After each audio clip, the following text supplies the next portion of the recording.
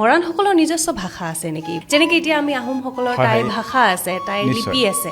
মই মৰাণসকলৰ বিষয়েও জানিব বিচাৰিম। ইণ্টাৰেষ্টিং প্ৰশ্ন এইটো এটা।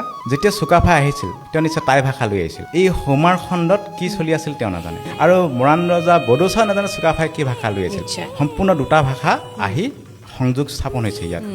বড়োচাই নিজৰ ভাষা ক'লে নিশ্চয় টাইসকলে বুজি পোৱা নাছিলে। সেইখিনিতে দুটা গোট বা ফৈদ, এই দুটা জনগোষ্ঠীৰ ভাষাৰ স্থগিতাটো লক্ষ্য কৰিব পাৰি।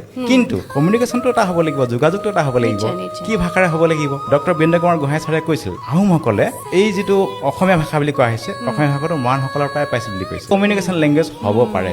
এই তাৰ পৰাই ভায়া আহোম হৈ, ভায়া বৰাহী হৈ, বৰাহী মৰাণ আৰু আহোমসকলৰ সংযোগী ভাষা হৈ অসমীয়াই হাজাৰ বছৰ আগতেই কিন্তু গতি কৰাৰ থল আছে। কিন্তু সময়ত আমি যিহেতু অসমীয়া ভাষাৰ লগত সম্পৃক্ত হৈছোঁ, বড়োসকলে নিজস্ব ভাষাত সম্পৃক্ত হোৱাৰ পৰাও অসমীয়া কয়, ৰাভাসকলে ৰাভা ভাষা কোৱাৰ উপৰিও এটা কয়, এইটো ৰাভামিজ বুলি কৈছে। যদি ৰাভামিজ, বড়োমিজ এই শব্দবোৰ ভাষাতাত্ত্বিক পণ্ডিতসকলে ব্যৱহাৰ কৰিছে, মিচিংমিজ শব্দ, নাগামিজ শব্দ, অৰুণামিজ শব্দ যদি এতিয়াৰ ফৰ্ম হৈছে, তেতিয়াহ'লে নিশ্চয় আজিৰ পৰা হাজাৰ বছৰ আগত চুকাফা, মৰাণ ৰজা বড়োচা আৰু বৰাহী ৰজা ঠাকুমথাৰ মাজত মৰাণ মিজ নিশ্চয়, মৰাণ মিজ বুলি আমি ক'ব পাৰোঁ নিশ্চয় তেতিয়াই সূত্ৰপাত হোৱাৰ সম্ভাৱনা আছে।